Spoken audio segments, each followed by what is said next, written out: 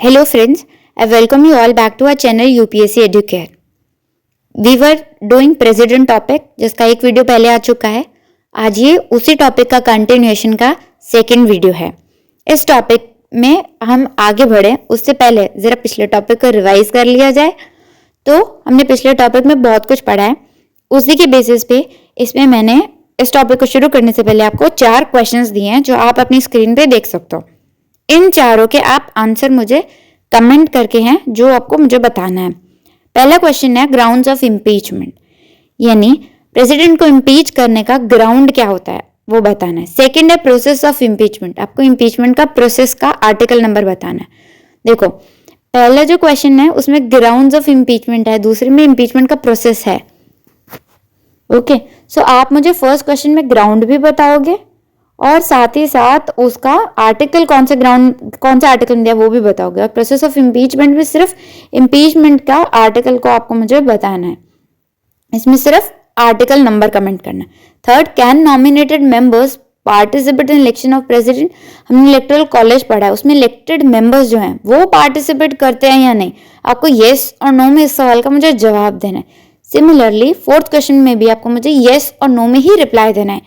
Now fourth question में है क्या, can member of legislative council participate in election of president. क्या president के जब इलेक्शन होता है तो लो लेजिस्लेटिव काउंसिल्स होते हैं, क्योंकि कई स्टेट्स हैं जिनमें द्विसदन लगता है, आपके दो है, एक लेजिस्लेटिव असेंबली और एक काउंसिल. तो आपको बताना है काउंसिल पार्टिसिपेट करती है या नहीं.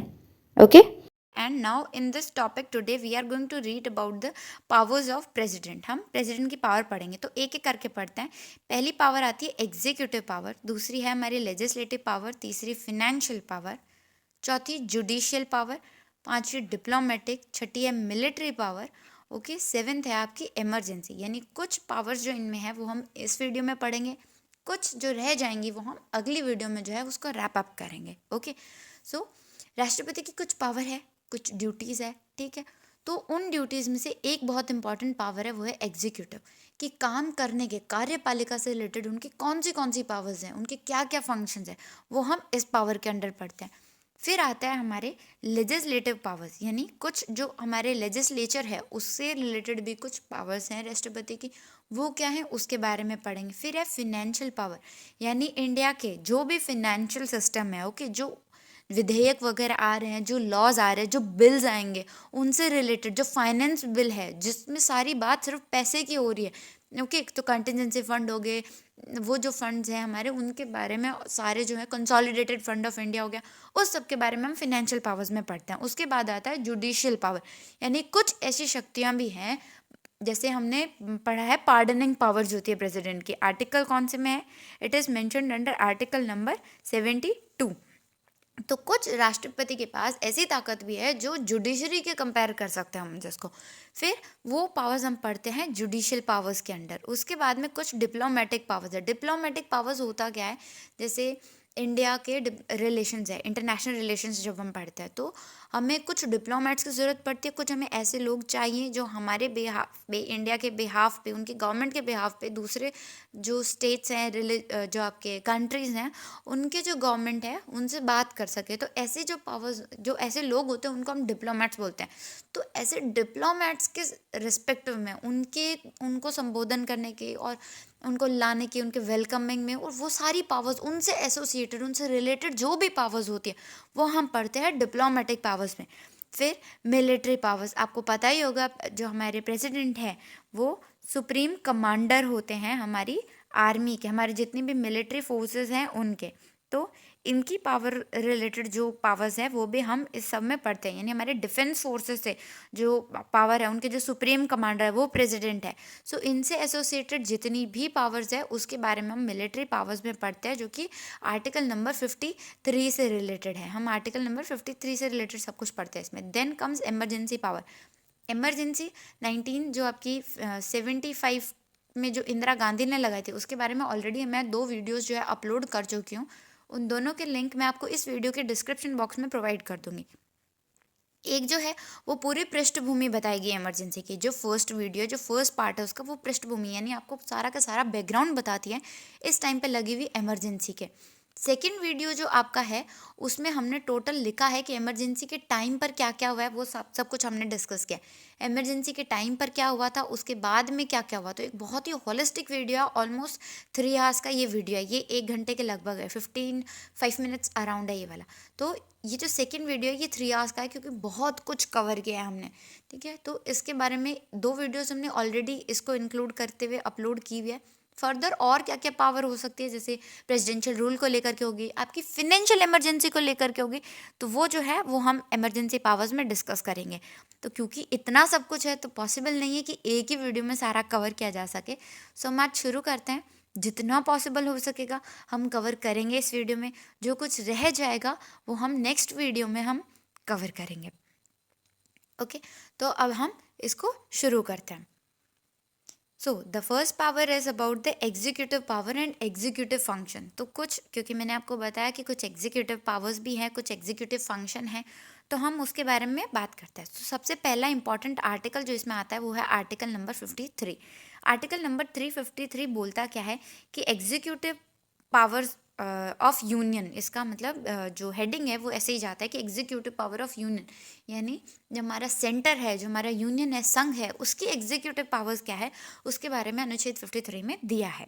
ओके, तो अब ये बात क्या करता है, ये सबसे पहले जो चीज़ मेंशन करता है वो यही है कि जितने भी गवर्नमेंट ऑफ इंडिया के एक्शंस हैं, जितने भी आपके गवर्नमेंट ऑफ इंडिया, GOI मतलब गवर्नमेंट ऑफ इंडिया, भारत की सरकार के जितने भी एग्जीक्यूटिव एक्शंस होने वाले हैं वो सारे हमारे राष्ट्रपति के नाम पर होंगे। तो ये हमारा फर्स्ट एग्जीक्यूटिव पावर आता है।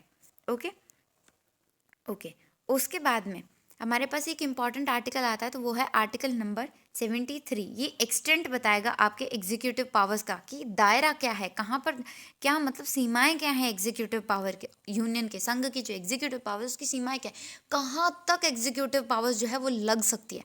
Okay, up to which extent the union has the executive powers, okay, to which extent they are free to use it. तो इस सब के बारे में जो है वो आर्टिकल नंबर 73 में दिया है। ओके, 73 में दिया है। So 53 and 73 are the two very important articles with respect to the executive powers and the functions of the president. So as I told you, the first one is that executive actions of government, all the executive action, they will be taken under whose name? The president. So जितने हमारे भारत की सरकार के जितने भी executive actions है वो किसके नाम पर लिए जाएंगे? वो लिए जाएंगे सारे के सारे प्रेसिडेंट के नाम पर। तो ये दिया कौन से आर्टिकल में है? ये पावर अगर आप देखोगे तो ये दी है आर्टिकल नंबर 77 में, अनुच्छेद 77 में। ओके, 77 में ये चीज़ मेंशन्ड है। ओके, उसके बाद में सेकंड जो चीज़ है वो है रूल स्पेसिफाइंग मैनर, सॉरी ये ई नहीं होगा, ये आर होगा। Okay, for such. ओके, यानी जितने भी एग्जीक्यूटिव एक्शंस है वो गवर्नमेंट ऑफ इंडिया के नाम पे लिए, 77 में बता दिया, लेकिन नाम में लिए जाएंगे तो उसका कोई तरीका होगा, कोई रूल्स होंगे, तो उन रूल्स को स्पेसिफिकली मेंशन करने वाला, ठीक है, जो ऑर्डर्स होने वाले, जो इंस्ट्रूमेंट, जो कुछ भी रहेगा वो सारे तय कौन करता है? तो वो राष्ट्रपति तय करता है। यानी नियम कौन बनाएगा, इंस्ट्रूमेंट्स कौन बनाएगा? तो वो सारे प्रेसिडेंट जो हैं वही बनाते हैं। ओके, तो ये जो फर्दर है डिस्क्रिप्शन आपके, ये सब कुछ कॉन्स्टिट्यूशन में मेंशन्ड है। उसके बाद में make rules for the business transaction and allocation. इसमें क्या दिया है कि कुछ यूनियन गवर्नमेंट को बिजनेस है, उनका कोई काम है जो वो करेंगे। ओके, तो वो काम दे दिया। फिर हमारे पास मिनिस्ट्रीज हैं, जैसे हमारे पास कोल मिनिस्ट्री होती है, एग्रीकल्चर मिनिस्ट्री होती है, ठीक है। तो इन सबको जो काम देना है, जो काम बांटना है, ये सारा जो राइट है ये भी किसके पास है? प्रेसिडेंट के पास है। तो ऑर्डर और इंस्ट्रूमेंट, ओके, तो जी ऑर्डर और इंस्ट्रूमेंट है, ये सब कुछ आर्टिकल नंबर 77 से रिलेटेड है, ठीक है। एलोकेशन ऑफ बिजनेस है, ये भी आपका 77 में मेंशन्ड है। अब एक चीज़ ध्यान रखना, ऐसा कोई भी ऑर्डर या बिजनेस जो होता है, जो राष्ट्रपति ने कोई ऑर्डर दे दिया है, कोई इंस्ट्रूमेंट जारी कर दिया है, ये जो है ना, ये इसी आर्टिकल में मेंशन्ड है कि इस ऑर्डर को आप इस ग्राउंड पे चैलेंज नहीं कर सकते, इस मतलब इस सब्जेक्ट नहीं है, आप इसको बेस नहीं बना सकते हो कि ये जो एग्जीक्यूटिव एक्शन जो प्रेसिडेंट ने दिया है ये वैलिड ही नहीं है, ठीक है। इसको आप किस बेसिस पे मतलब आप इसको ले जा नहीं सकते, इसको क्वेश्चन, इसका ग्राउंड क्या है, इसका बुनियाद क्या है, किस बुनियाद पे इन्होंने एक्शंस वगैरह लिए हैं, उन बुनियादों को आप चैलेंज नहीं कर सकते हो, ठीक है, उस पर चैलेंज नहीं हो सकता है। उसके बाद में क्या दिया है?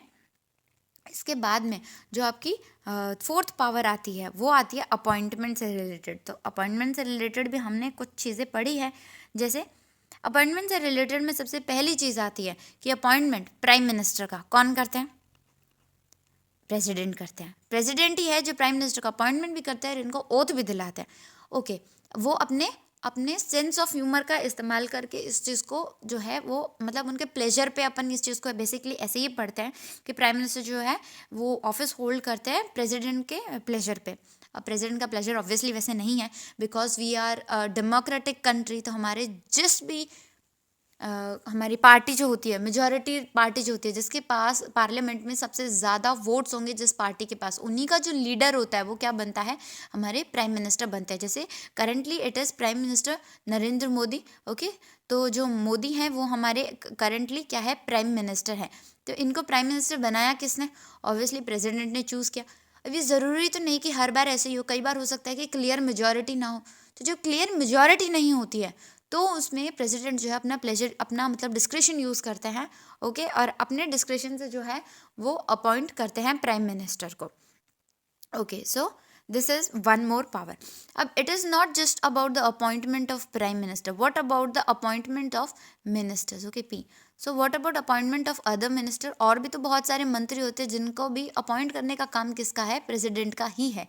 तो और भी बहुत सारे मिनिस्टर्स हैं जिनको प्रेसिडेंट ही अपॉइंट करते हैं, लेकिन एक कंडीशन है इसमें कि अपॉइंट करेंगे किस बेसिस पे, कौन बताएगा? तो हमारे प्राइम मिनिस्टर बताते हैं, on the aid and advice of prime minister. ये क्लियरली मेंशन्ड है हमारे कॉन्स्टिट्यूशन में कि प्राइम मिनिस्टर ही बताएंगे कि किस बंदे को, किस एमपी को हमें मिनिस्टर नियुक्त करना है। हमने इस बारे में भी डिस्कस किया है पिछले वीडियोस में, और अभी भी फर्दर मैं बता देती हूँ कि मिनिस्टर बनने के लिए आपको, जैसे आपको डिफेंस मिनिस्टर बनाया गया, तो ज़रूरी नहीं है कि आप किसी स्टेट के एमपी हो। किसी भी जगह पे, चाहे आप लोकसभा से या आप राज्यसभा से, आपके एमपी होना ज़रूरी नहीं है। अगर आप एमपी नहीं भी हैं तब भी आप मैक्सिमम 6 मंथ के लिए आप मिनिस्टर बन के सर्व कर सकते हो। ठीक है, आप मिनिस्टर बन सकते हो। अगर आप मिनिस्टर नहीं हो, अगर आप एमपी नहीं हो और आपको मिनिस्टर बना दिया गया है, तो आपको विदिन 6 मंथ, इन्हीं 6 महीने के अंदर अंदर आपको एमपी बनना होगा, आपको एमपी की सीट लेनी होगी। फिर चाहे वो आप लोकसभा से एमपी बनो, चाहे आप राज्यसभा से एक एमपी की सीट हासिल करो। ओके, सो ये सब अगर हम देखें तो ये सब दिया किस में है? तो ये आर्टिकल 75 में दिया है। ये आर्टिकल 75 है, प्रोविजंस एज टू मिनिस्टर। इसमें दिया है कि प्राइम मिनिस्टर का अपॉइंटमेंट होगा और भी दूसरे मिनिस्टर्स का जो है, अदर आपके जो भी मिनिस्टर्स हैं उन सब का अपॉइंटमेंट जो है वो होगा। ओके, और करेगा कौन? प्रेसिडेंट करता है। पीएम का अपनी मर्जी से कर रहे हैं, ऑब्वियसली ऑन डिस्क्रिशन है, और other minister on the aid and advice of prime minister जो है किया जाता है। फिर इसमें फर्दर आर्टिकल में ये भी दिया है कि इनको ओथ भी एडमिनिस्टर करवाने होते हैं, वो भी प्रेसिडेंट ही करवाते हैं। और ये ऑफिस, जब ये मिनिस्टर जो है, ओके, प्राइम मिनिस्टर, ये ऑफिस किसके प्लेजर पे होल्ड करने वाले हैं, किसकी मर्जी पे होल्ड करेंगे? तो प्रेसिडेंट के। ये प्रेसिडेंट के ही जो है उनके प्लेजर पे ऑफिस होल्ड करते हैं, लेकिन हमें भी पता है कि कितना वो उनका प्लेजर कहाँ तक है। ये प्लेजर भी एक्सरसाइज एड एंड एडवाइस पे होता है, वो भी काउंसिल ऑफ मिनिस्टर और प्राइम मिनिस्टर के। ओके, देन इसी आर्टिकल में, इसी 75th आर्टिकल में ये चीज़ दी है कि if a minister is not an MP for consecutively 6 months, if he is not an MP consecutively, लगातार 6 महीने के लिए अगर वो एमपी नहीं है, so that minister ceases to be a minister, तो वो आगे मिनिस्टर नहीं रह सकता है। 6 महीने के बाद तक अगर उनको वो एमपी नहीं बनते हैं तो वो आगे कंटिन्यू एज अ मिनिस्टर नहीं कर सकते हैं, उनको वो सीट छोड़नी ही पड़ेगी। ये आपके आर्टिकल नंबर 75 में साफ लिखा है। उसके बाद में नेक्स्ट क्या दिया है? ओके, उसके बाद में नेक्स्ट आपके दिया है seek information from prime minister. Okay, president को लगता है कि उनको कोई इन्फॉर्मेशन चाहिए, अगर राष्ट्रपति चाहता है कि कोई इन्फॉर्मेशन चाहिए उनको प्राइम मिनिस्टर से, तो वो प्राइम मिनिस्टर को ये ऑर्डर कर सकते हैं कि आप मुझे इन्फॉर्मेशन प्रोवाइड करो। Even prime minister is bound to provide that information to the president. Even ये प्राइम मिनिस्टर की ड्यूटी होती है। आर्टिकल 78 जो उसमें लिखा है कि ये प्राइम मिनिस्टर की ड्यूटी है कि वो प्रेसिडेंट को, वो प्रेसिडेंट जो भी इन्फॉर्मेशन मांगे वो सारी इन्फॉर्मेशन प्राइम मिनिस्टर को, प्रेसिडेंट को देनी ही होगी। ये चीज़ उसमें दी है 78th आर्टिकल में। ओके, फर्दर 78th आर्टिकल में ही एक और चीज़ लिखी है, वो ये है कि अगर आपके प्रेसिडेंट को ये चीज़ लगती है, president feels like that something any decision of council of ministers, okay, it is not discussed among that, okay, उनको लगता है कि कोई लॉ बन चुका है, okay, समथिंग कोई प्रपोजल आ चुका है, कोई लॉ आ चुका है, या फिर कोई भी सब्जेक्ट पे प्रेसिडेंट को ये चीज़ लगती है कि वो मैटर को COM यानी काउंसिल ऑफ मिनिस्टर के आगे रखना चाहिए ताकि डिस्कशन हो सके, तो प्रेसिडेंट जो है प्राइम मिनिस्टर को ये ऑर्डर दे सकता है, ये प्राइम मिनिस्टर को ये चीज़ बोल सकता है कि प्लीज़ इस पर्टिकुलर टॉपिक को आप काउंसिल ऑफ मिनिस्टर्स के आगे रखो और इस पर डिस्कशन होना ज़रूरी है, इस पर करना चाहिए। वो ऐसे बोल करके जो है प्राइम मिनिस्टर को ये चीज़ बोल सकते हैं। तो ये किस में दिया है प्रेसिडेंट के आर्टिकल नंबर 78 में, आई रिपीट आर्टिकल नंबर 78 में ये चीज़ लिखी है। ओके उसके बाद अगर कुछ इंपॉर्टेंट है तो वो है appointment commissions to investigate backward classes. ये कुछ बहुत चीज़ें इंपॉर्टेंट है। बैकवर्ड क्लासेस का इन्वेस्टिगेशन से रिलेटेड जो कमीशन बनेगा उसको अपॉइंट करने की पावर किसके पास है? प्रेसिडेंट के पास है। इसके बाद में इंटर स्टेट काउंसिल, जैसे हमारे पास अगर पानी को लेकर के जैसे बहुत ज़्यादा विवाद हम सबसे ज़्यादा सुनते हैं पंजाब और हरियाणा के बीच में, वाटर डिस्प्यूट बहुत ज़्यादा रहता है, ठीक है, और भी कई चीज़ों को लेकर के डिस्प्यूट हो सकते हैं। तो इन डिस्प्यूट को रिजॉल्व करने के लिए, इन डिस्प्यूट को, इन मसलों को हल करने के लिए हमें कुछ स्टेट काउंसिल्स की ज़रूरत पड़ती है। ओके हम बोलते हैं इन्हें इंटर स्टेट काउंसिल। तो इंटर स्टेट काउंसिल जो है इनको अपॉइंट करने का, ओके इनको अपॉइंट करने का ड्यूटी किसका है? प्रेसिडेंट के पास है। तो प्रेसिडेंट जो है वो इनको अपॉइंट करेंगे। उसके बाद में administration of UT, with regards to the administration of UT, okay इसमें क्या दिया है कि प्रेसिडेंट चाहे तो डायरेक्टली भी यूटीज़ को एडमिनिस्टर कर सकते हैं, ठीक है, या फिर वो किसी ऐसे को अपॉइंट कर सकते हैं जो कि आपकी यूनियन टेरिटरीज है उनको जो है उनके रिलेटेड एडमिनिस्ट्रेशन को संभालें। फर्दर उनके पास पावर है कि वो किसी भी एरिया को शेड्यूल्ड एरिया डिक्लेयर कर सकते हैं। उन्हें लगता है कि MP का ये पार्ट जो है, ये जो है इसको शेड्यूल्ड एरिया डिक्लेयर कर देना चाहिए, या उन्हें लगता है कि ये राजस्थान का जो इलाका है इस इलाके को हमें शेड्यूल्ड एरिया डिक्लेयर करना है। तो ये पावर किसके पास है? ये पावर है हमारे प्रेसिडेंट के पास। उसके बाद आपका शेड्यूल्ड एरिया है या फिर आपके शेड्यूल्ड ट्राइबल एरियाज जो है, ठीक है, शेड्यूल्ड ट्राइबल एरियाज जो भी है उसको एडमिनिस्टर कैसे करना है, उससे रिलेटेड पावर्स क्या होने वाले, या किसी एरिया को डिक्लेयर करने का पावर हो गया, उनका मन कर गया कि इस एरिया को हमें शेड्यूल्ड ट्राइब का एरिया डिक्लेयर करना है या शेड्यूल्ड एरिया डिक्लेयर करना है, या इस शेड्यूल्ड एरिया को कैसे मैनेज करना है, शेड्यूल्ड ट्राइबल एरिया को हमें कैसे मैनेज करना है, तो वो सारा फर्दर पावर भी किसके पास है? वो पावर भी हमारे प्रेसिडेंट के पास है। Okay so these are all about the executive powers. So मोटे मोटे हमें जो आर्टिकल्स इस चीज़ में याद करने हैं, जो रखने हैं, वो आपका आर्टिकल नंबर फर्स्ट हो गया, पहले आपका आर्टिकल नंबर हो गया है 53। So the first article we have to remember is article 53। तो अनुच्छेद 53 जो है वो इसमें बहुत इंपॉर्टेंट है। देन आपका आर्टिकल नंबर 73 वो भी इम्पॉर्टेंट है। ओके उसके बाद में आपका आर्टिकल आता है 75, ओके जो प्रोविजन दिए मिनिस्टर से रिलेटेड कि कौन सा मिनिस्टर बन सकता है, कैसे बन सकता है, उसके बारे में इस सब में आपको दिया हुआ है। उसके बाद आर्टिकल नंबर आपका 77 इंपॉर्टेंट है, जिसमें हमने एग्जीक्यूटिव एक्शन जो है वो सारे प्रेसिडेंट के नाम पे होने वाला है, गवर्नमेंट का कंडक्ट कैसे रहेगा, जो बिजनेस एलोकेशन है उसके बारे में, वो सब कुछ जो है बिजनेस ट्रांजेक्शन वो सब इसके बारे में। उसके बाद में एक इंपॉर्टेंट आर्टिकल जो आता है वो है आर्टिकल नंबर 78। उसमें हमने प्राइम मिनिस्टर की ड्यूटी है कि प्रेसिडेंट चाहे तो उनसे कुछ भी मांग सकता है, प्रेसिडेंट जो भी इन्फॉर्मेशन मांगे वो ले जा करके प्राइम मिनिस्टर को देनी होती है, वो प्राइम मिनिस्टर को ले जा करके प्रेसिडेंट को देनी होती है, सबमिट करनी होती है, तो उस बारे में है। फिर प्रेसिडेंट को अगर लगता है कि कोई डिस्कशन नहीं हुआ है काउंसिल ऑफ मिनिस्टर में, किसी चीज़ का डिस्कशन होना चाहिए, तो वो सारा भी हमें कौन से आर्टिकल में दिया है? तो 78 आर्टिकल में हमें दिया है। उसके बाद शेड्यूल्ड एरिया, शेड्यूल्ड ट्राइब्स के बारे में जो दिया है ये हमें एग्जीक्यूटिव पावर्स में ध्यान में रखना है। Okay, these are all about the executive powers and the functions of the president. Switching to the next one, that is about the legislative powers of the president. आपको पता होगा legislative power जो है president की बहुत ज़्यादा important है। Okay, so इसमें हम धीरे धीरे एक एक करके इन सबको जो है हम पढ़ते हैं। Okay, so the first one is about the session of parliament, यानी जॉइंट सिटिंग की अगर हम बात करेंगे तो इसमें हमारे जॉइंट सिटिंग के बारे में बेसिकली है। So about this session of parliament, तो आपको पता ही होगा कि जो फर्स्ट सेशन, जैसे अभी MP के इलेक्शन होंगे, ओके तो एमपीज़ के इलेक्शन के बाद में जब assembly for the first time साथ आएगी तो उस जो फर्स्ट सेशन को हेड करने वाले कौन होंगे, आपके प्रेसिडेंट, उसको एड्रेस करेंगे उस सेशन को।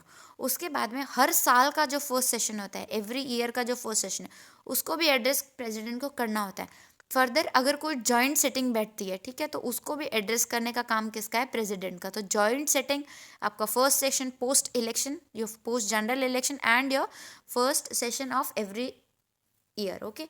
हर साल का जो पहला सत्र बैठता है उसको भी एड्रेस करने का काम राष्ट्रपति का है। जनरल इलेक्शन, आपके इलेक्शन होने के बाद, ओके, चुनाव होने के बाद जो पहला सेशन बैठता है उसको भी एड्रेस करने का काम हमारे राष्ट्रपति का। और जब कभी भी जॉइंट सिटिंग बैठेगी, यानी लोकसभा और राज्यसभा की जॉइंट सिटिंग बैठती है, तब भी उसको एड्रेस करने का काम हमारे प्रेसिडेंट का है। एक स्पेशल चीज़ आपको जॉइंट सिटिंग के पर्सपेक्टिव में रखनी है, जॉइंट सिटिंग क्यों बुलाई गई है, उसकी वजह क्या है, उसके कॉजेज़ क्या हैं, वो भी जो आपके प्रेसिडेंट है वो सब कुछ बताते हैं कि हाँ ये रीजंस है। तो ये हमारे कौन से आर्टिकल में दिया है। अगर हम आर्टिकल की बात करें जॉइंट सेटिंग से रिलेटेड और फर्स्ट सेशन से रिलेटेड, ये सारा पावर जो दिया गया है वो दिया गया है आर्टिकल नंबर 87 में, ओके। आर्टिकल नंबर 87 में ये सारी चीज़ें मेंशन्ड है, ओके। तो वही जो है समॉन भी करेंगे, प्रोरोग करेंगे सेशंस को लेकर के, मतलब जब भी हमारे सेशंस होते हैं उनकी शुरुआत हो रही है और उनका जो सेशन जो है ख़त्म हो रहा है, तो उस सब के बारे में ये सारे किस किस कौन कौन एड्रेस करने वाला है, तो ये सब कुछ दिया है प्रेसिडेंट के बारे में। Next is messages to the house, okay. इसमें क्या है, प्रेसिडेंट जो है वो कोई भी बिल पेंडिंग है, ठीक है, या फिर उनको किसी बिल के बारे में कोई इन्फॉर्मेशन चाहिए या कोई भी ऐसा मैसेज जो वो पार्लियामेंट को भेजना चाहते हैं, तो ये रिस्पॉन्सिबिलिटी किसकी आती है, प्रेसिडेंट की है। तो वो मैसेज भेज सकते हैं पार्लियामेंट को, किसी भी बिल जो भी पेंडिंग है उस रेस्पेक्ट में, या कोई भी और चीज़ के बारे में वो भेजना चाहते हैं, तो ये पावर किसके पास है, प्रेसिडेंट के पास है।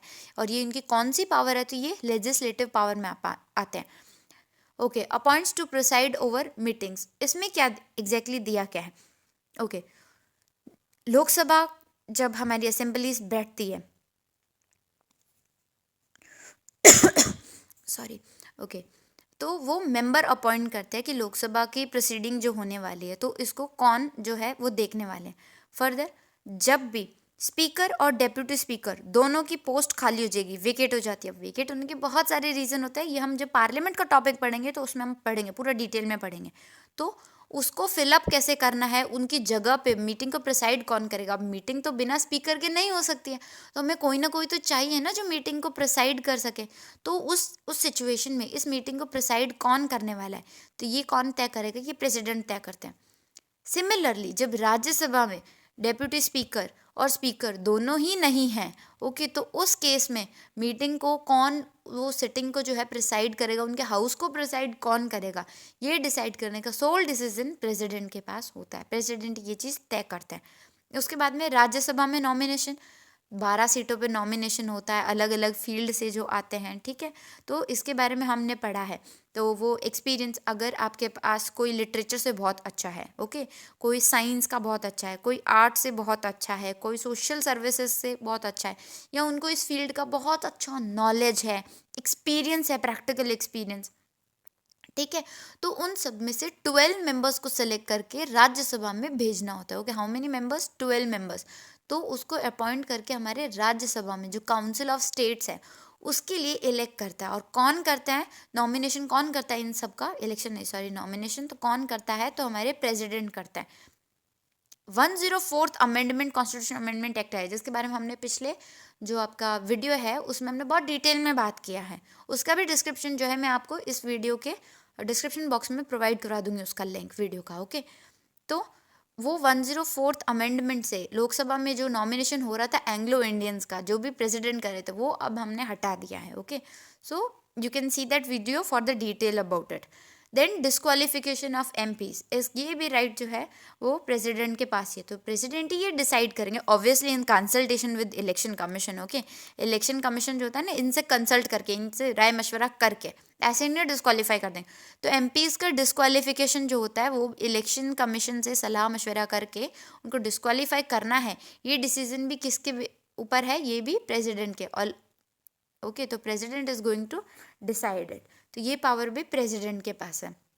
देन सर्टेन बिल्स के लिए, ओके, कुछ बिल्स जैसे आपका मनी बिल हो गया है, ओके, तो कुछ ऐसे सर्टेन बिल्स होते हैं जिन पे प्रायर रिकमेंडेशन चाहिए होती है, ओके, तो प्रेसिडेंट की प्रायर रिकमेंडेशन चाहिए। तो ऐसे ही कुछ बिल्स हैं, हाँ कुछ बिल्स है जैसे आपका मनी बिल हो गया, ओके। उसके बाद में कुछ बिल्स है जैसे टैक्स या ड्यूटी के लिए, ठीक है। सो अगर टैक्स या फिर ड्यूटी कोई इम्पोज करनी है, ओके, EX, तो कोई टैक्स या फिर कोई ड्यूटी अगर इम्पोज करनी है, स्टेट्स इंटरेस्टेड है इम्पोज करने के लिए, तो ऐसे बिल के लिए भी, ऐसे इंट्रोड्यूस करना है अगर बिल, तो उसके लिए हमें किसके रिकमेंडेशन चाहिए, प्रेसिडेंट की रिकमेंडेशन चाहिए। उसके बाद में जो कुछ बाउंड्री अल्ट्रेशन के बिल होते हैं, ठीक है, कंसोलिडेटेड फंड ऑफ इंडिया से रिलेटेड बिल, तो पहले तो मान लो स्टेट की बाउंड्रीज अल्टर करनी है, ओके, या फिर स्टेट के नाम को लेकर के कुछ मतलब आपके न्यू स्टेट बनाना है, उससे रिलेटेड अगर कोई बिल है, तो उस सब के लिए हमें प्रायर रिकमेंडेशन किसकी चाहिए होती है, प्रेसिडेंट की हमें प्रायर रिकमेंडेशन चाहिए। उसके बाद में कंसोलिडेटेड फंड ऑफ इंडिया जो है, उससे अगर हमें कोई भी पैसे का इस्तेमाल करना है, ठीक है, ऐसा कोई भी हम बिल लेकर के आ रहे हैं जिसमें कंसोलिडेटेड फंड ऑफ इंडिया से उसमें कुछ उस पर कोई फ़र्क पड़ने वाला है, तो उसके लिए भी हमें प्रेसिडेंट का प्रायर रिकमेंडेशन जो है वो चाहिए, ओके। उसके बाद में हमें प्रायर रिकमेंडेशन किस चीज़ के लिए चाहिए, मान लीजिए कोई बिल आ रहा है जिसमें एग्रीकल्चरल इनकम के बारे में बात हो रही है, यानी एग्रीकल्चर से रिलेटेड अगर इनकम की बात हो रही है, एग्रीकल्चर इनकम, ओके। तो अब ऐसा कोई बिल है, उसमें एग्रीकल्चर इनकम से रिलेटेड कोई बात है या फिर कुछ ऐसा डेफिनेशन आ रही है, तो उसमें भी हमें प्रायर रिकमेंडेशन चाहिए प्रेसिडेंट का। उसके बाद में कोई भी मनी है, उसके डिस्ट्रीब्यूशन रिलेटेड, क्योंकि जाहिर सी बात है पैसे सेंटर में और स्टेट में डिस्ट्रीब्यूट हो रहे हैं, तो उससे रिलेटेड अगर कोई भी बिल आ रहा है, ठीक है, तो उससे रिलेटेड जो बिल आ रहा है उसको भी प्रायर रिकमेंडेशन चाहिए प्रेसिडेंट की। फिर एक लास्ट टाइप का बिल जिसमें एनी हाउ जो है प्रायर रिकमेंडेशन चाहिए, ये हम सेंटर की बात करें, प्रायर रिकमेंडेशन चाहिए, तो हाँ चाहिए। तो कौन सा अगर बिल है ऐसा, तो स्पेसिफिक टैक्स या ड्यूटी है जो सेंटर इम्पोज कर रहा है, तो कोई स्पेसिफिक टैक्स हो गया है, ओके, या कोई स्पेसिफिक ड्यूटी हो गई है जो कौन इम्पोज कर रहा है, सेंटर जो है अपने पर्पस के लिए, अपनी किसी ज़रूरत के लिए या किसी अपने काम की वजह से जो है इम्पोज कर रहा है, तो उस बेसिस पे भी जो आपका बिल जो आएगा वो उसके लिए प्रेसिडेंट का प्रायर रिकमेंडेशन चाहिए होगा, okay. Then next is about state. State अगर रेस्ट्रिक्शन, अब ये तो बात हो गई थी सेंटर की, अभी बात करें स्टेट की। स्टेट अगर किसी चीज़ पे रेस्ट्रिक्शन लगा रहा है, किसी काम को जो है उस पर बंदिश लगा रहा है कि ये चीज़ नहीं करनी है, सो ट्रेड से रिलेटेड हो गया, कॉमर्स से रिलेटेड हो गया, या इंटरकोर्स है स्टेट्स विद इन स्टेट के बीच में हो गया, ठीक है, तो ऐसा कोई भी लेजिस्लेचर ला रहा है जिसके ऊपर पहले प्रेसिडेंट का सेंक्शन जो है वो चाहिए होगा, तो ऐसे कोई भी बिल होंगे तो इस पर प्रेसिडेंट का प्रायर रिकमेंडेशन चाहिए होगा। किसी चीज़ पे रेस्ट्रिक्शन लगा रहा है जिससे एक स्टेट और दूसरे स्टेट के ट्रेड पे इम्पेक्ट पड़ने वाला है, ठीक है, तो उसके लिए प्रायर रिकमेंडेशन चाहिए स्टेट, आपके प्रेसिडेंट की चाहिए प्रायर रिकमेंडेशन सभी स्टेट्स को, ओके, जो भी स्टेट मतलब लॉ लाएगा उसको चाहिए होगी। उसके नेक्स्ट है, ये है president powers after a bill is passed by the parliament, okay. President जब भी कोई बिल पास करता है तो इसके ऊपर प्रेसिडेंट के पास सर्टेन पावर्स होती है। जब भी इस बारे में डिस्कशन होता है ना, जब भी हम ऑफलाइन क्लासेस पे बात करते हैं, तो सबसे पहले अगर हम बात करते हैं ना, हम जब भी इसके चीज़ की बात करेंगे कि मतलब बिल पास हो गया, प्रेसिडेंट के पास आ गया, अब प्रेसिडेंट क्या बात करने वाला, तो सबसे पहले स्टूडेंट्स रिप्लाई करते हैं वीटो। अरे भाई वीटो क्यों करेगा, पहले वो अपनी एसेंट देगा ना, ज़्यादातर बिल्स पे तो वो अपनी एसेंट ही देता है, हाँ हम ही तो भरता है, उसको पास ही तो करता है, तो एसेंट सबसे ज़रूरी है, तो प्लीज़ एसेंट के बारे में सबसे पहले बात किया कीजिए, वीटो उसकी एक्स्ट्रा पावर्स में आती है। सो हम बात करते हैं ऐसे बिल्स को लेकर के जो powers after a bill is pass by the parliament, okay, parliament ने बिल को पास कर दिया, चाहे स्पेशल मेजॉरिटी से किया हो चाहे आपके सिंपल मेजॉरिटी से किया हो। इसको हम सर्टेनली कभी अलग से इस पर एक वीडियो बनाएंगे कि बिल पास होने के रिगार्डिंग क्या क्या पावर्स है, ओके। सो एक बिल पार्लियामेंट ने पास कर दिया, अब बिल किस बिल है, अब वो बिल है उसको एक्ट बनना है, अब बिल एक्ट बनने के लिए उसको साइन चाहिए किसका, प्रेसिडेंट का। तो अब प्रेसिडेंट के पास जब उसके पास बिल आ गया है, ठीक है, पार्लियामेंट से पास हो गया, तो अब उसके पास कुछ पावर्स है। सो पहली पावर है कि वो साइन कर देगा, तो अपनी असेंट दे देगा, ठीक है, ये होगी उसकी फर्स्ट पावर। सेकंड है वो विदहोल्ड कर लेगा उस असेंट को। विदहोल्ड कर लेगा मतलब खुद के पास ही रख लेगा, ना उस पर हाँ भर रहा है ना भर रहा है, ठीक है, अपनी असेंट उसने रोक दी। तीसरा है वो बिल वापस कर देगा, रिटर्न कर देगा, ठीक है, कि आप जो है वापस इसको रिकंसिडर करो, रिकंसिडर करो। ये उसने बिल वापस कर दिया तो अब उसको रिकंसिडर करेगा, लेकिन इसकी भी एक कंडीशन है, it should not be a money bill. So president cannot return the bill to the parliament for the reconsideration if the bill is a money bill. And why?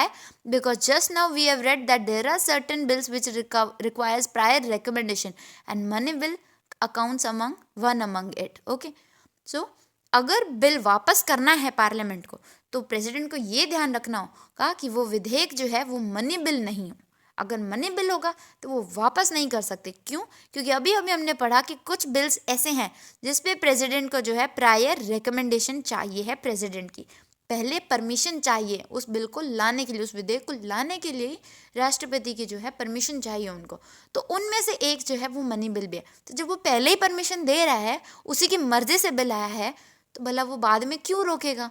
तो ये मनी बिल के लिए वो वापस reconsideration के लिए भी नहीं भेज सकता है, रोक सकता है लेकिन कंसिडरेशन के लिए वापस नहीं भेजता है। ओके, अब इसमें एक चीज़ है, अगर ये बिल अमेंडमेंट से, मतलब ये तो है ही नहीं, मनी बिल तो है ही नहीं, ये बिल रिकंसिडरेशन के लिए प्रेसिडेंट जो है उसने पार्लियामेंट को क्या है वापस भेज दिया। अब प्रेसिडेंट को लगता है कि नहीं आपको रिकंसिडर करना है। Okay, let me teach you it on a separate page. Okay, we have an extra page over है। Okay, so the thing is कि प्रेसिडेंट जो बिल है वो पार्लियामेंट से पास होकर के किसके पास आया, आपके प्रेसिडेंट के पास ये बिल आ चुका है। अब प्रेसिडेंट क्या करेगा, इस बिल को या तो असेंट दे देगा या इस बिल को रोक देगा, विद होल्ड कर लेगा खुद के पास, ठीक है, रोक लगा लिया। इसके बाद में उसके पास एक एसेंशियल पावर है कि वो रिटर्न कर सकता है। रिटर्न कब करेगा? अगर वो मनी बिल नहीं है, अगर मनी बिल नहीं है तो वो रिटर्न कर देगा। अब रिटर्न करेगा ऑन द ये बोल करके कि आप इसको रिकंसिडर करो, वापस एक बार इस पे जो है पुनर्विचार करो। तो उसने वापस भेज दिया, अब पुनर्विचार के लिए वापस भेज दिया। अब इसमें जो पार्लियामेंट के पास आ गया, अब पार्लियामेंट को उसको क्या है कि वो वापस उसके बारे में एक बार सोच विचार करेगा। लेकिन अगर पार्लियामेंट को लगता है कि नहीं ये बिल ऐसा का ऐसा ही वो वापस भेज देता है, तब प्रेसिडेंट को उसे एसेंट देनी ही पड़ेगी। वो फिर से रिटर्न नहीं कर सकता, वो बाउंड है कि उसको एसेंट देनी ही होगी, उसको परमिशन देनी ही होगी इसके बाद में, ठीक है। तो ये जो है ये आपका इम्पॉर्टेंट था।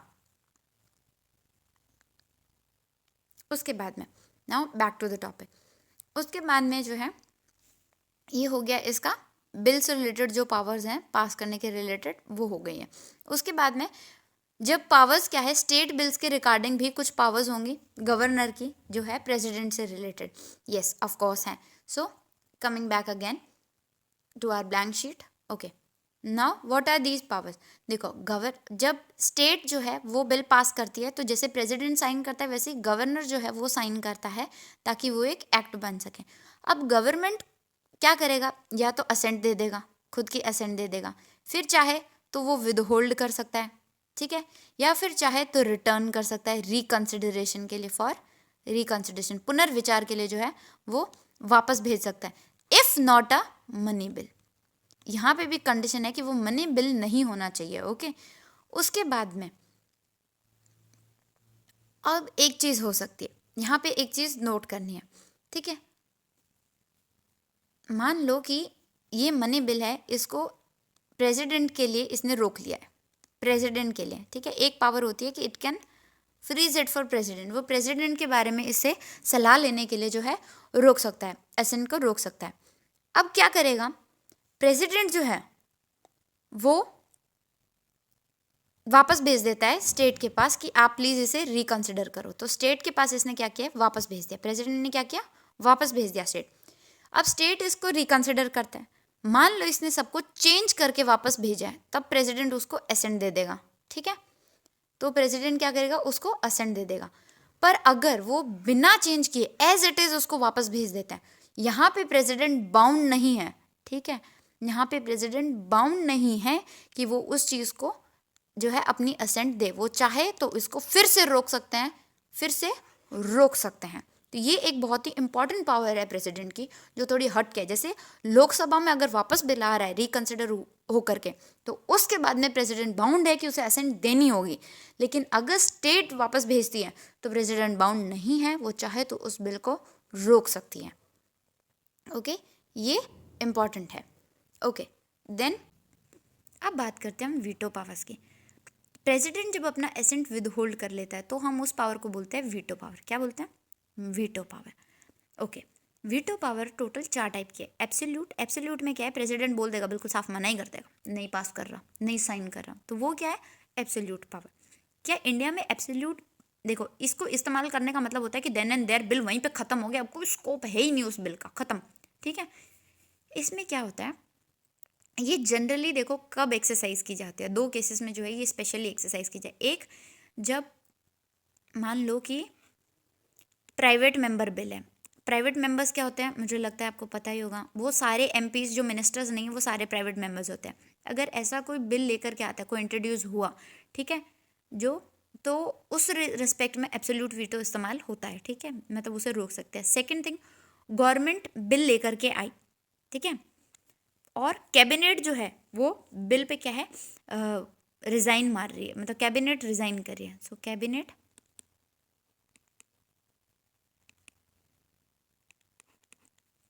ओके, मान लो कैबिनेट ने रिज़ाइन कर दिया, लेकिन कब किया है? प्रेसिडेंट के साइन करने से पहले। कोई बिल तो पास हुआ लेकिन प्रेसिडेंट साइन करता उससे पहले ही जो आपकी कैबिनेट है उसने रिज़ाइन कर दिया, अब बिल रुक गया। नया जो कैबिनेट आएगा, अगर वो आकर के ओके, जो न्यू कैबिनेट आता है वो आकर के राष्ट्रपति को बोल देता है कि नहीं नहीं कोई ज़रूरत नहीं इस बिल को साइन करने की, तो उस सिचुएशन में भी क्या होता है, बिल जो है वो कोलैप्स हो जाता है। तो ये 2 सिचुएशंस हैं। ओके, इन 2 सिचुएशंस पे ध्यान रखना। क्या इंडिया में ये आज तक कभी इस्तेमाल हुई है? हाँ हुई है। 1954 में पहली बार राजेंद्र प्रसाद ने इसे इस्तेमाल किया था। ओके, राजेंद्र प्रसाद ने जो है इसे इस्तेमाल किया था जब पेप्सू एप्रोप्रिएशन बिल आया था। पेप्सू पता होगा ना आपको, पंजाब का पुराना नाम था।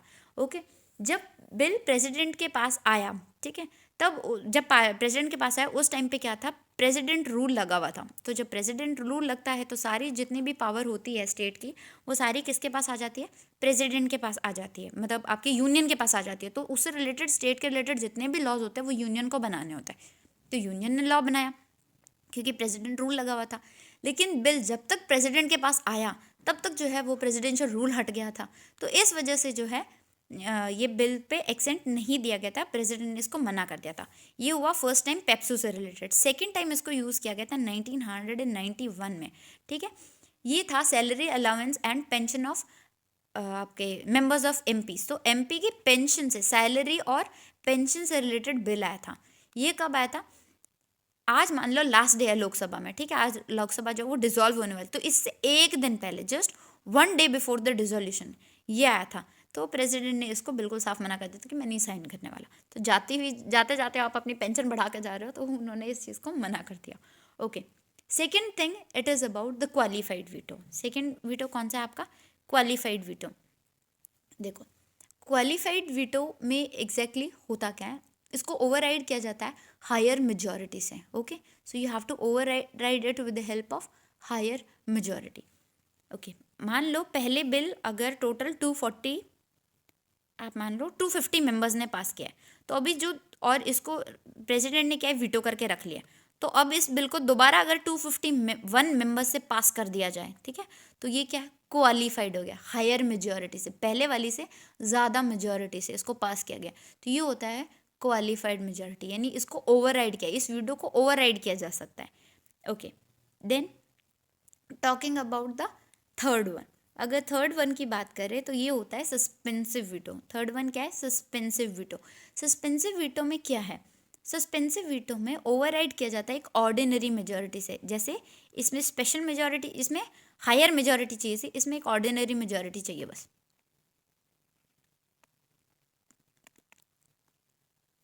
क्या चाहिए? एक ऑर्डिनरी मेजॉरिटी चाहिए।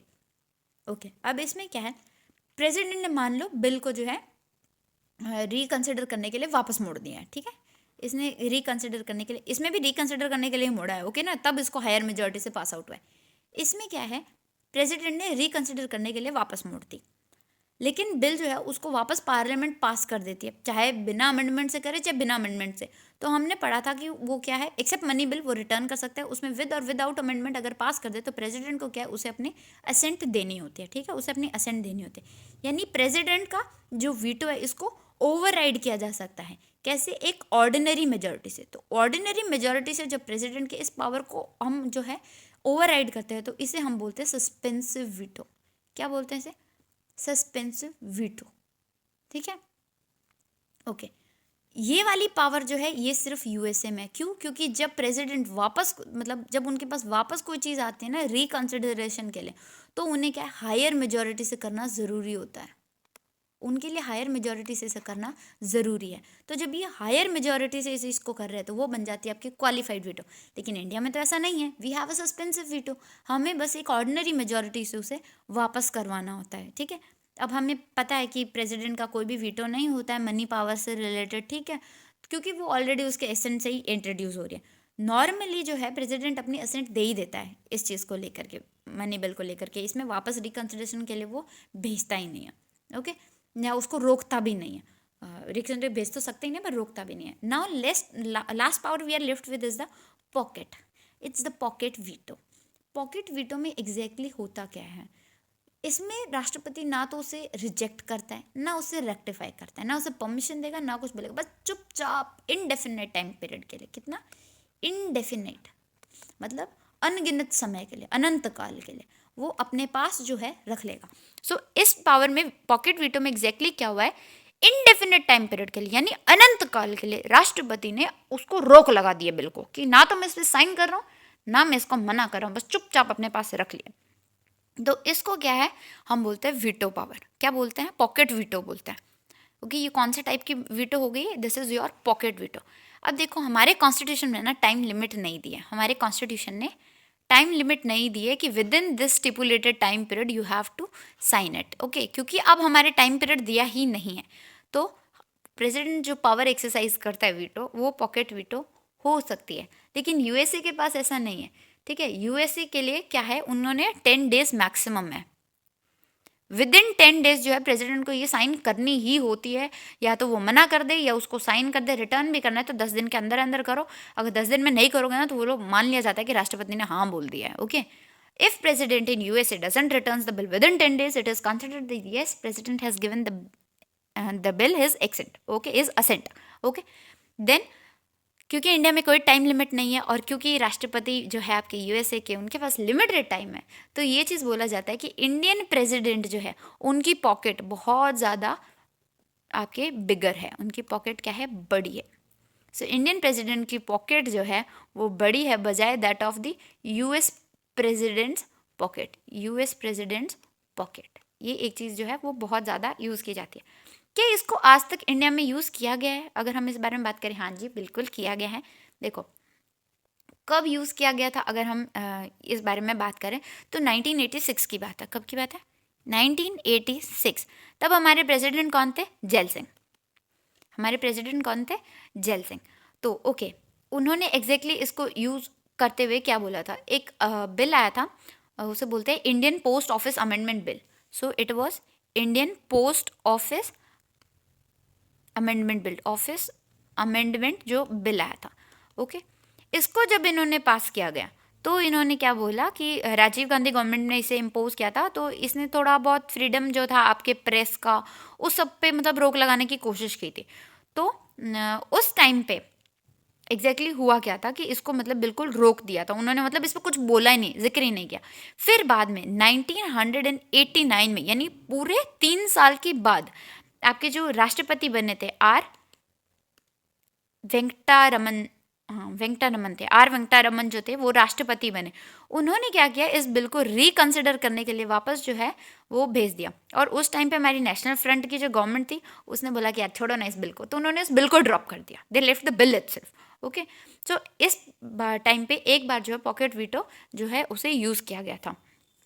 इससे रिलेटेड कभी कोई हुआ है, कोई इंस्टीट्यूशन वगैरह में कोई डिस्कशन हो, अमेंडमेंट हो? हाँ बिल्कुल हुआ है। देखो 24th अमेंडमेंट आया था। 24th अमेंडमेंट कब आया था? 1971 में।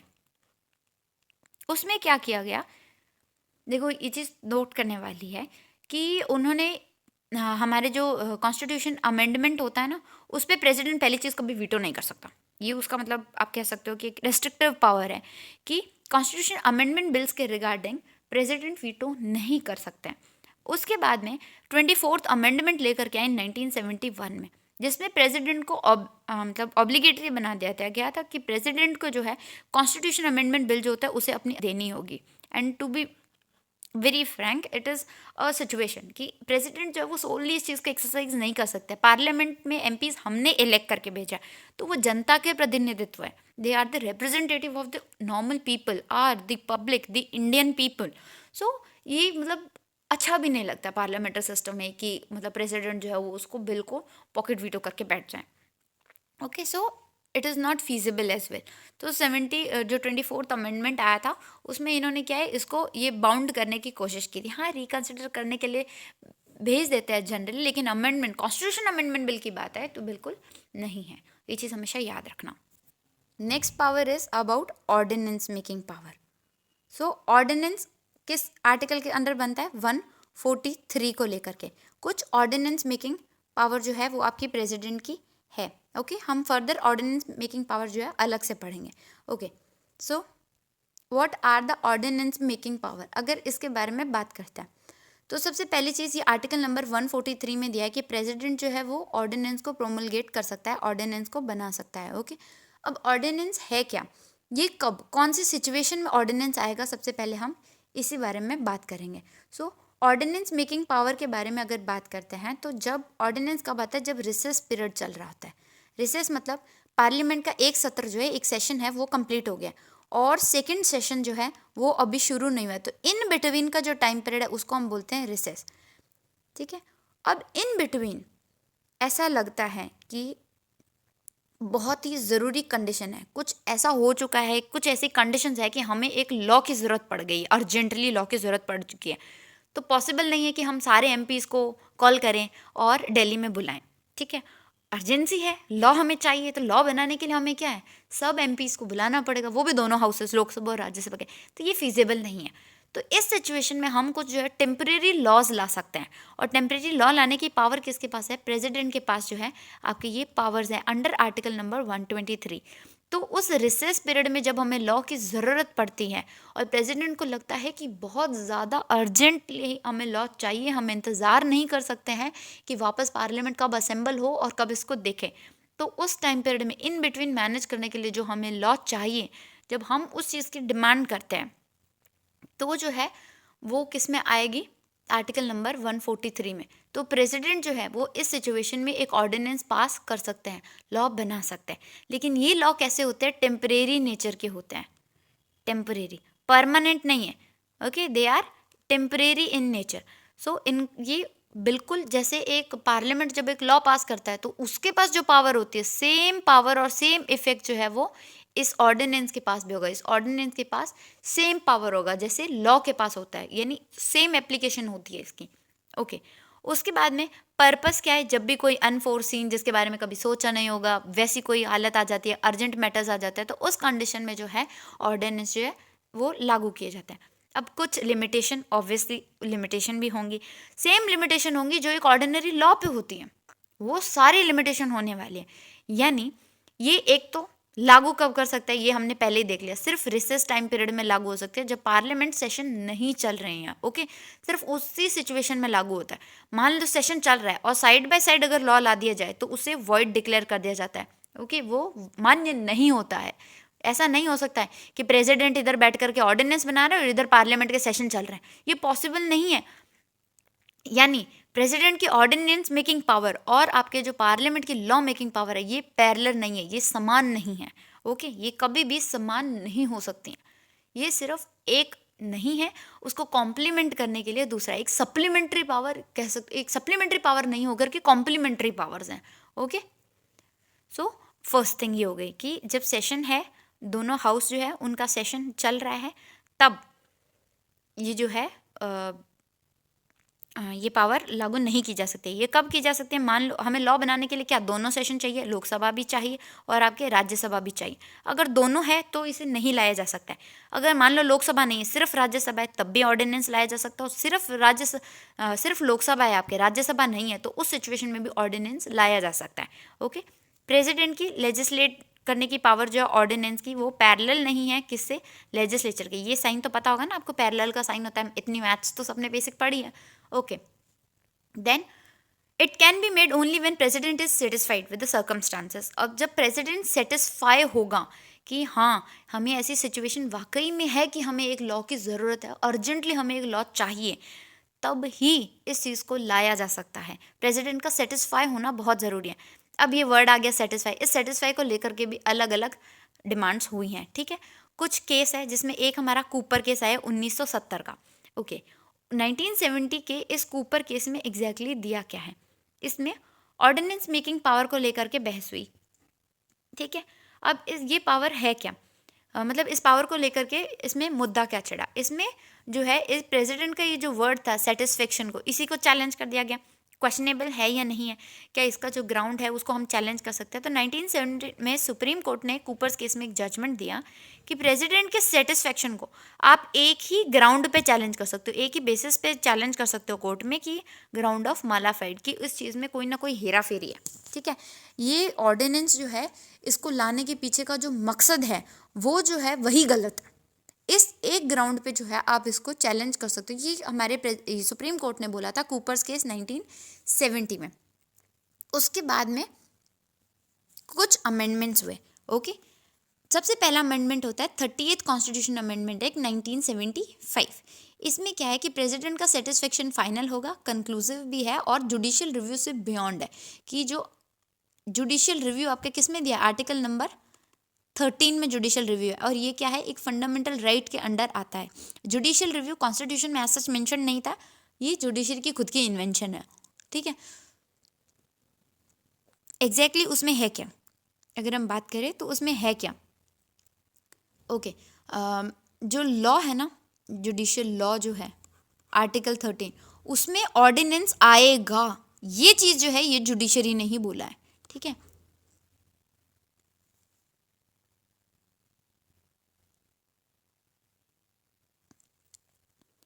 अब बात करते हैं कुछ अमेंडमेंट्स की। ओके, कुछ अमेंडमेंट्स हुए थे with regards to the satisfaction.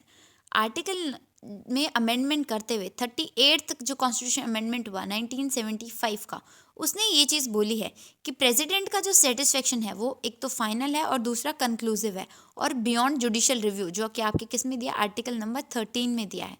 तो आर्टिकल नंबर 13 में जो जुडिशियल रिव्यू दिया है उससे प्रेसिडेंट का जो सेटिस्फेक्शन है वो बिल्कुल बाहर है। अगर प्रेसिडेंट सेटिस्फाई है तो है। ये किस में दिया है? आपके 38th संविधान संशोधन जो है, 38th कॉन्स्टिट्यूशन अमेंडमेंट एक्ट जो 1975 में है, यानी इंदिरा गांधी के टाइम पे। तो ये जो है ये चीज़ इन्होंने 38th अमेंडमेंट में बोल दी और प्रेसिडेंट के सेटिस्फेक्शन को जुडिशियल रिव्यू से ही बाहर कर दिया। फिर 44th अमेंडमेंट लेकर के आए, आपकी वाजपेयी सरकार आती है 1978 में। तो उन जो आपके बीजेपी गवर्नमेंट आती है 1978 में, उन्होंने ये चीज़ लेकर के आए और इस चीज़ को डिलीट मार दिया कि नहीं, ऐसा कुछ नहीं है। प्रेसिडेंट का सेटिस्फेक्शन फाइनल और कंक्लूजन नहीं हो सकता, ये बियॉन्ड जुडिशियल रिव्यू नहीं है, जुडिशियल रिव्यू इस पर बिल्कुल होगा, ठीक है। तो आर्टिकल इसको वापस जो है आर्टिकल 13 के अंदर ऑर्डिनेंस को डाल दिया गया। अगर करंट स्टेटस की बात करें, आज की डेट में इसका स्टेटस क्या है, तो प्रेसिडेंट का सेटिस्फेक्शन जो है वो जस्टिसिएबल है। ओके, इस ग्राउंड पे कि वो एक मालाफाइड है। अगर ये डिक्लेयर कर दिया जाए कि ये जो प्रेसिडेंट का जो उन्होंने ये ऑर्डिनेंस बनाया है ये खुद ब खुद ही गलत है, ठीक है, इसका बेस गलत है, इसका बुनियाद गलत है, तो बिल्कुल ऑर्डिनेंस को जो है आप चैलेंज कर सकते हो आपके कोर्ट्स में। Okay, one thing. Then coming back, ये तो ऑर्डिनेंस मेकिंग पावर से रिलेटेड जो है ये हमने इसको पढ़ लिया। ओके, उसके बाद में कुछ important thing ordinance making power से, जो थर्ड थिंग है वो है किस सब्जेक्ट पे इशू हो सकता है। तो it can be issued only on the subjects, only, याद रखें, ठीक है, ओनली ऑन दो सब्जेक्ट कैन मेक लॉज, ठीक है। पार्लियामेंट जब भी किसी चीज़ पे लॉ बनाता है, जिस सब्जेक्ट उसके एक यूनियन लिस्ट होती है ना, तो उसमें सारे सब्जेक्ट्स मेंशन्ड होते हैं कि पार्लियामेंट किस पे लॉज बना सकता है, तो उन्हीं लॉज पे जो ऑर्डिनेंस बनाया जा सकता है, स्टेट सब्जेक्ट्स पे नहीं बनाया जा सकता है। ओके, उसके बाद में जो लॉज पार्लियामेंट जब कोई भी लॉ बनाती है तो उस पर कुछ कॉन्स्टिट्यूशन की लिमिटेशन होती है, वो सेम लिमिटेशन जो आपके ऑर्डिनेंस पे भी लागू होगी। ऑर्डिनेंस उन लिमिटेशन से बाहर नहीं होता है। उसके बाद में अप्रूवल की बात करते हैं पार्लियामेंट से। जो ऑर्डिनेंस लेकर के आए उसको क्या है 6 वीक्स। आज मान लो आपकी दोनों हाउस बैठी हैं, ठीक है, एक हाउस के बैठने के नहीं, सेकंड हाउस। मान लो आज आपकी लोकसभा बैठी है और अभी से 10 दिन के बाद आपकी राज्यसभा बैठी है, तो दोनों हाउस यानी राज्यसभा के बैठने वाले दिन से अब रिसेंबल हुए हैं ना, तो यहाँ से शुरू होएगा कितना 6 वीक्स की काउंटिंग। 6 हफ्ते 6 वीक्स 6 वीक्स यानी 4 वीक्स का 1 मंथ होता है, तो 1 महीने और 2 हफ्ते। ये 1 मंथ है, ये 2 वीक्स है। तो 1 महीने और 2 हफ्तों के अंदर अंदर पार्लियामेंट को जो है इसे एक्ट बनाना होगा, अगर इसको आगे कंटिन्यू रखना है। तो अगर कोई एक्शन नहीं लिया जाता है रीअसेंबली के बाद में 6 हफ्ते तक कोई एक्शन नहीं लिया गया इस पर, okay, no action is there, तो वो अपने आप जो है वो डिसॉल्व हो जाता है, वो अपने आप जो है कानून जो है वो खत्म हो जाता है, ऑर्डिनेंस जो है वो खत्म हो जाता है, ओके।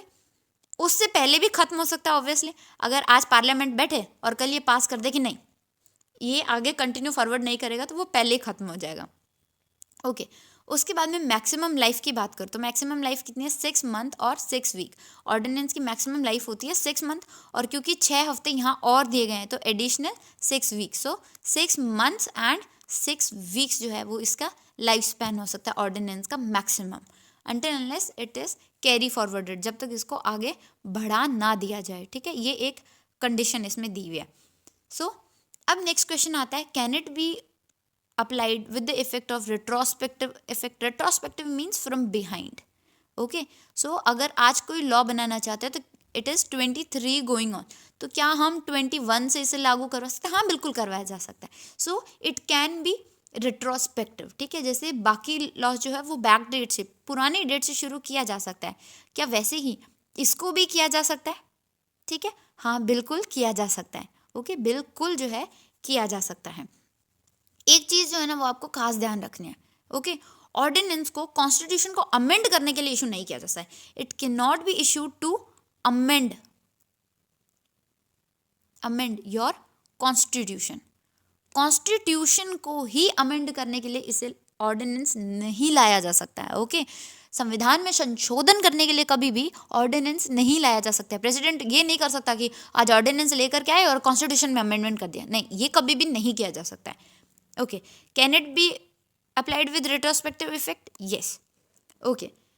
अब नेक्स्ट क्या दिया है, ऑर्डिनेंस को लेकर के जब भी एक बिल पास करवाना होता है, ठीक है, जब भी ऑर्डिनेंस को रिलेटेड बिल लेकर के आएंगे आपके लोकसभा में या राज्यसभा में, आपके बिल जब भी मतलब इंट्रोड्यूस हो रहा है, उसमें बिल इंट्रोड्यूस करते टाइम एक स्टेटमेंट भी देनी होती है जो एक्सप्लेन करेगा कि किस सर्कमस्टांस में यानी किस सिचुएशन में उनको ज़रूरत लगी, इतनी ज़्यादा ज़रूरत लगी कि एक इमीडिएट लेजिस्लेशन चाहिए जो उन्होंने एक ऑर्डिनेंस से लागू किया। ये उनको हाउस के बिफोर रखना पड़ता है लोकसभा में, ओके। इनको बिल्कुल बाकायदा वजह भी बतानी पड़ती है और सिचुएशन भी बतानी पड़ती है, ओके। सिचुएशन भी बताएंगे और इतनी क्या इमरजेंसी थी जो लाना पड़ा, वो सब कुछ जो है वो उनको हाउस में लाना ही पड़ता है, बताना ही पड़ता है, ओके। इसके बाद में एक केस होता है DC वाधवा केस, जो हुआ था आपके 1986 में, ठीक है। इसमें क्या हुआ था, देखो बहुत सारे स्टेट्स में क्या होता है ना कि बहुत सारी जो मान लो पार्लियामेंट है उसको लगता है कि कोई लॉ है जो वो पार्लियामेंट में दोनों हाउसेस से पास नहीं करवा सकता है, तो इसका एक अच्छा तरीका है जब सेशन खत्म हो जाए तो ऑर्डिनेंस ले आओ, ठीक है। फिर उस ऑर्डिनेंस को पार्लियामेंट में इंट्रोड्यूस मत करो, फिर जब सेशन खत्म हो जाए तो फिर से ऑर्डिनेंस ले आओ, तो ऐसे करके आप कई बार इसको कंटिन्यू कर सकते हो। तो ये क्या होता है, ये पार्लियामेंट को बाईपास करने की कोशिश है, आपकी असेंबली को बाईपास कर रहे हैं, ठीक है। तो इस बाईपास को जो है अनकॉन्स्टिट्यूशनल डिक्लेयर कर दिया किसने, WC वाधवा केस में जो है सुप्रीम कोर्ट ने इसे अनकॉन्स्टिट्यूशनल डिक्लेयर कर दिया। उन्होंने बोला कि बार बार सक्सेसिव ऑर्डिनेंस लाना, ठीक है, सेम टेक्स्ट सेम ही चीज़ को बार बार लाए जा रहे हैं और असेंबली में इसको इंट्रोड्यूस नहीं कर रहे हैं, असेंबली में उसका डिस्कशन नहीं हो रहा है, तो ऐसी जो पावर है उसको उन्होंने अनकॉन्स्टिट्यूशनल डिक्लेयर कर दिया, असंवैधानिक। इट इज़ अनकॉन्स्टिट्यूशनल, असंवैधानिक है ये चीज़ उन्होंने कब डिक्लेयर किया, तो DC वाधवा केस 1986 में जो है डिक्लेयर कर दी गई थी, ओके। उसके बाद में coming back, now we are going to discuss about what is about reports before parliament. Okay, आपका प्रोमलगेट ऑर्डिनेंसेस हो गया, अब रिपोर्ट बिफोर पार्लियामेंट की बात करते हैं। ओके, रिपोर्ट बिफोर पार्लियामेंट में एग्जैक्टली दिया क्या है, उसमें ये दिया गया है कि कुछ रिपोर्ट्स आती है, जैसे आपकी कैग की रिपोर्ट हो गई। ओके, सो ऐसी कुछ रिपोर्ट्स आई हैं, अब उनको पार्लियामेंट के सामने लाने की जो ड्यूटी है, रिप्रेजेंट करने की जो ड्यूटी है, वो किसकी है, प्रेसिडेंट की है। ओके, सो प्रेसिडेंट अब किस किस की रिपोर्ट आती है, तो आप कर सकते हो कैग की, एज आई टोल्ड यू। तो क्या क्या है, कंट्रोलर एंड ऑडिटर जनरल। फिर यूपीएससी से रिलेटेड जिसकी आप प्रिपरेशन कर रहे हो, तो यूपीएससी से रिलेटेड अगर कोई रिपोर्ट है, फाइनेंस कमीशन से रिलेटेड कोई रिपोर्ट होगी, तो ये सारी रिपोर्ट्स जो है वो सारी, और भी बहुत सारी रिपोर्ट्स होती है ऐसी, तो वो सारी जो है प्रेसिडेंट जो है वो पार्लियामेंट के सामने ला करके रखता है। तो प्रेसिडेंट के सामने ऐसी रिपोर्ट्स को ले बिफोर करने का काम किसका है, तो वो प्रेसिडेंट का है। उसके बाद बात करते हैं अंडमान और निकोबार से रिलेटेड अगर कोई रेगुलेशन है, आपके रेगुलेशन फॉर आपके पीस को हो गया। ओके, शांति से रिलेटेड। देन प्रोग्रेस, उनकी प्रोग्रेस कैसी होनी है। ओके, सॉरी आर, प्रोग्रेस, ठीक है। तो पीस से रिलेटेड आपके प्रोग्रेस से रिलेटेड हो गई। Now it is about Andaman and Nicobar island, Lakshadweep, Dadar और नागर हवेली, दमन एंड दीव और लद्दाख, इन सबसे रिलेटेड। अब इन सबसे रिलेटेड क्या बात है, मान लो कोई इनके पीस से रिलेटेड है, कोई इनके प्रोग्रेस से रिलेटेड, ओके, इनके प्रोग्रेस से रिलेटेड कोई भी बात हो गई, या इनके गवर्नेंस से रिलेटेड कोई बात है, ओके, जिसको आपने बोला है गुड गवर्नमेंट लिखा है आपके लक्ष्मीकांत में। ओके, सो गवर्नेंस से रिलेटेड अगर कोई भी लॉज वगैरह लेकर के आए, तो प्रेसिडेंट जो है वो रूल्स बना सकता है, वो रेगुलेट करेगा, ठीक है। ओके, पुडुचेरी की अगर हम बात करते हैं, ठीक है, पुडुचेरी से रिलेटेड अगर बात करें, तो प्रेसिडेंट लेजिस्लेट कर सकता है, ठीक है, कोई भी रूल लगा करके, ठीक है, लेकिन कब, जब उसकी असेंबली या तो सस्पेंडेड हो या डिसॉल्व हो। पुडुचेरी के केस में ये एक एक्सेप्शन दिया है, बाकी में क्या है, क्यों, क्योंकि यहाँ पे लेजिस्लेटिव असेंबली है ना हमारे, इसलिए। तो बाकियों में क्या है, इन सब के रूल्स रेगुलेशन जो है वो कौन बनाएगा, गवर्नर, आपके गवर्नमेंट से रिलेटेड जितने भी है वो सारे प्रेसिडेंट बनाता है। पर पुडुचेरी की बात करें तो अगर लेजिस्लेचर जो है वो क्या है, नॉर्मली तो वही बनाएगी, असेंबली बनाएगी, लेकिन अगर ये असेंबली सस्पेंड है या डिसॉल्व है, तो उस केस में ये जो पुडुचेरी से रिलेटेड लेजिस्लेटिव पावर्स जो है वो कौन एक्सरसाइज करता है, आपका प्रेसिडेंट करता है। तो लेजिस्लेटिव पावर्स जो है वो खत्म हो गया, हमने वीटो पावर्स देख ली, हमने ऑर्डिनेंस मेकिंग पावर देख ली, कुछ अमेंडमेंट्स देख लिए। ओके, सो इस वीडियो में इतना ही। In the next video we will continue all जो पावर्स रह गई हैं उनके बारे में हम लोग डिस्कशंस करेंगे। सो thank you. If you have enjoyed this video, please do like it, share it with your friends, okay, and subscribe our channel for more. Thank you. I am going to provide this PDF. ये जो PDF है, ये PDF मैं upload कर दूंगी Telegram के channel पे, उसका भी मैं लिंक जो है प्रोवाइड कर दूंगी डिस्क्रिप्शन बॉक्स में, तो वहाँ से जाकर के इस PDF को ले सकते हैं। Okay, so we will meet in next video. Thank you.